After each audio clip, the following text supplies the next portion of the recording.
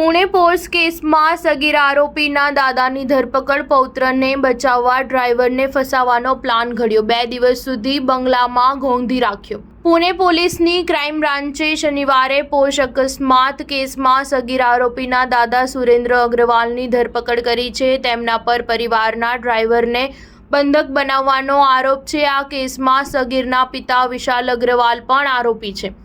પોલીસે 21 મેના રોજ તેમની ધરપકડ કરી હતી. પોલીસના જણાવ્યા અનુસાર 18 મેની રાત્રે થયેલા અકસ્માત બાદ આરોપીના દાદા અને પિતાએ સગીરને બચાવવા માટે ડ્રાઈવરનો પ્લાન ઘડ્યો હતો. તેઓએ ડ્રાઈવરનો ફોન છીનવી લીધો અને તેને 19થી 20 મે સુધી તેમના બંગલામાં ગોંધી રાખ્યો.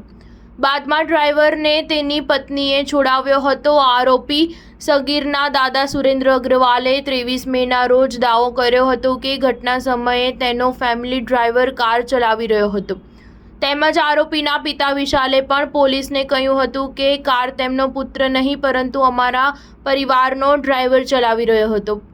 પોલીસ પૂછપરછ દરમિયાન ડ્રાઈવરે પણ પોતાના પ્રથમ નિવેદનમાં કાર ચલાવવાનું કબૂલ્યું હતું. આ ઘટના બાદ પુણે જિલ્લા પ્રશાસને શહેરમાં ચાલતા પબ સામે કાર્યવાહી શરૂ કરી છે. નિયમોનું ઉલ્લંઘન કરનારા 32 પબ સામે કાર્યવાહી કરવામાં આવી હતી. શુક્રવારે 2500 પબ બારના કર્મચારીઓએ પુણે સ્ટેશન નજીક રાજા બહાદુર મિલ્સ વિસ્તારમાં આ કાર્યવાહી વિરુદ્ધ પ્રદર્શન કર્યું હતું. સ્ટાર ન્યૂઝ 7 હંમેશા સચ્ચાઈની સાથે.